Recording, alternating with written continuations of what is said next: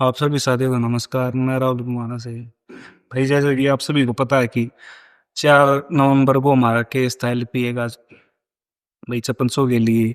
तो भाई वहां पे 7 मिनट बहस हुई है एजी की, जजेस की और हमारे बड़ा जो वकील था उनकी। तो भाई 4 मिनट तो भाई जो जज हैं वो हमारी तरफ बोलते हैं भाई कि आप भाई बताओ। एजी से पूछते हैं कि भाई आपके पास क्या रीजन था जो आपने भैया भर्ती विड्रॉल करी, बताओ। एजी साहब भाई रीजन नहीं बता पाते हैं। तो भाई जज साहब उनको बताते हुए कहते हैं कि भाई जब आपके पास रीजन है नहीं तो आपने भर्ती नहीं विड्रॉल करी।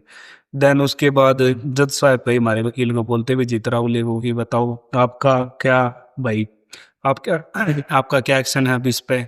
तो भाई वो बताते हैं भाई ऐसे करके भाई पॉलिसी, भाई पिछले 4 गुना की पॉलिसी थी, जो भी डिस्क्रिप्शन उन्होंने दिया था वो उन्होंने दिया।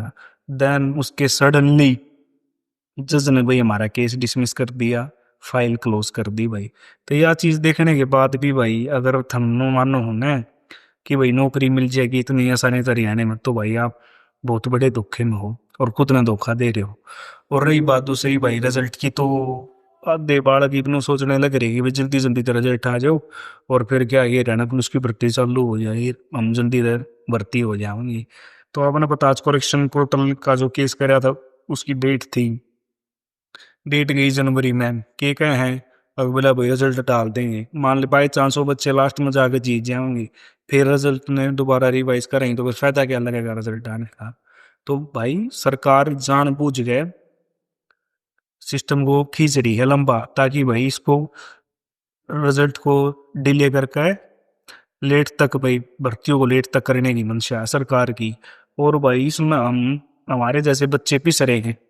तो भाई मैं यही कहना चाहूँ हमारे साथियों तक कि भाई आप टाइम रहते भाई, अब हम 5600 वाले बच्चे हैं जो भाई सुप्रीम कोर्ट का रुख कर रहे हैं, भाई क्या पता पीछे की आखिरी ताली भी ताला खोल दे वह उसी आशा में।